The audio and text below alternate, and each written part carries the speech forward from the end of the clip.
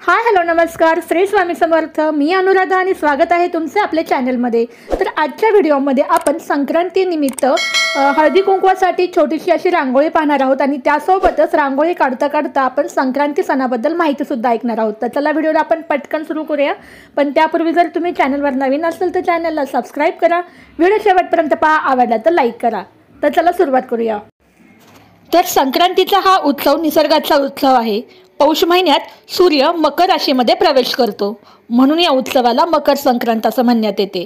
तसेच सूर्य आपली पृथ्वीकडील परिभ्रमणाची दिशा जी आहे ती बदलत असतो. तो उत्तरेकडे सरकत जातो, त्यामुळे या काळाला उत्तरायण सुद्धा म्हणतात. तर ह्या सणाविषयी अशी कथा आहे की पूर्वी शंकासूर नावाचा एक दैत्य होता. तो खूप उन्मत्त झाला होता. त्याचा नाश करण्यासाठी देवीने संक्रांती रूप धारण केले. ही देवता 60 योजनेमध्ये पसरली असून तिचे ओठ आणि नाक लांबलचक व 9 हात अशी तिची आकृती पुरुषासारखी आहे. प्रत्येक वर्षी तिचे वाहन आणि आयुधे बदलतात अशी कल्पना आहे. संक्रासूर आणि निसासूर अशा 2 राक्षसांचा वध केला, म्हणून या दिवसाला तिच्याच नावाने ओळखतात. या दिवशी सुवासिनी स्त्रिया वाण देतात आणि घेतात अशी पद्धत आहे. सूर्य हा संपूर्ण विश्वाचा निरपेक्ष मित्र आहे. त्याच्या पूजेचा हा दिवस आणि याच आदर्शातून मित्रत्वाची वाढ व्हावी म्हणून या दिवशी मोठ्यांनी लहानास तिळगुळ देऊन स्नेह व गोडी वृद्धिंगित करावी.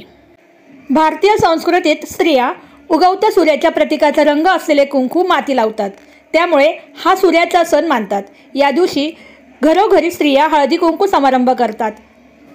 तरी ह्या दिवशी तिळगुळ खाण्याला खूप महत्त्व आहे. कारण बघा, ह्या दिवसामध्ये थंडी खूप वाढलेली असते आणि तीळ हा स्निग्धतेचा गुण असलेला आहे. तसेच गूळ हा उष्ण मानला जातो, त्यामुळे थंडीच्या दिवसात तीळ आणि गूळ हे जे खाद्य आहे ते एक आदर्श मानले जाते.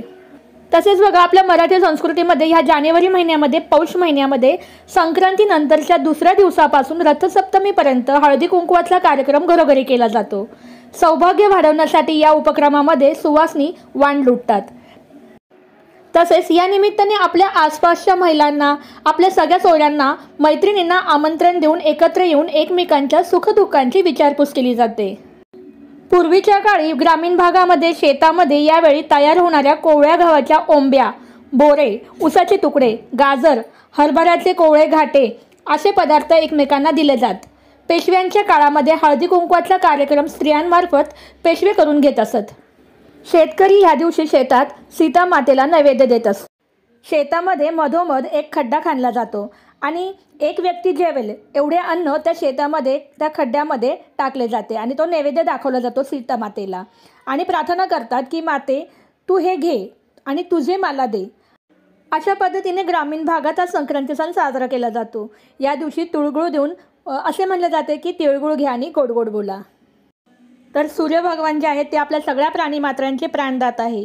त्यांच्यामुळेच अन्नधान्य पिकते, वृक्षवेली वाढतात, सूक्ष्मजीवाणूंचा नाश होतो, घाणींचा, कोंडतपणाचा वास यांचा नाश होतो आणि चांगले आरोग्य लाभते. म्हणूनच त्यांच्याबद्दल कृतज्ञता व्यक्त करण्यासाठी संक्रांत आणि रथसप्तमी हे 2 सण साजरे केले जातात.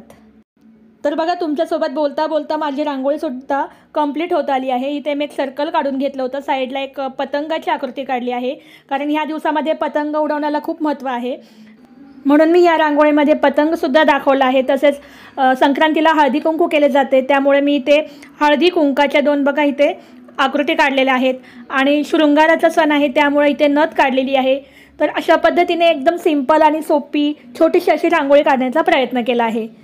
तर तुम्हाला रांगोळी कशी वाटली आणि संक्रांतीची माहिती कशी वाटली ते मला कमेंट करून नक्की सांगा. तर बघा, या सर्कलच्या बाजूला मी 2 कलरचे डॉट टाकून घेतले होते आणि त्यालाच पेनाच्या साह्याने असा शेप दिलेला आहे. आता ह्या रांगोळीच्या मी साईडला असे 3-3 डॉट काढले आहे, कारण ती रांगोळी मला थोडी अपूर्ण वाटत होती, त्यामुळे मी साईडला असे 3-3 डॉट काढले. त्याला थोडंसं प्रेस करून सर्कल शेप दिला आहे त्याला. आता त्यामध्ये सुद्धा मी येल्लो आणि रेड म्हणजे हळदी कुंकवासारखं इथे कलर ह्यामध्ये भरत आहे. आणि आता एक जो डॉट आहे तो रिकामा राहतो आहे, त्यामुळे मी तिथे आता सुपारी ठेवणार आहे. तर बघा, अशी मी सुपारी इथं ठेवलेली आहे आणि मध्ये एक बांगडी ठेवून त्यामध्ये तांदूळ आणि एक सुपारी ठेवली आहे. तर रांगोळी आवडली असेल तर लाईक करा. पुन्हा भेटूया अशाच नवीन व्हिडिओसोबत. तोपर्यंत धन्यवाद. Bye bye. श्री स्वामी समर्थ.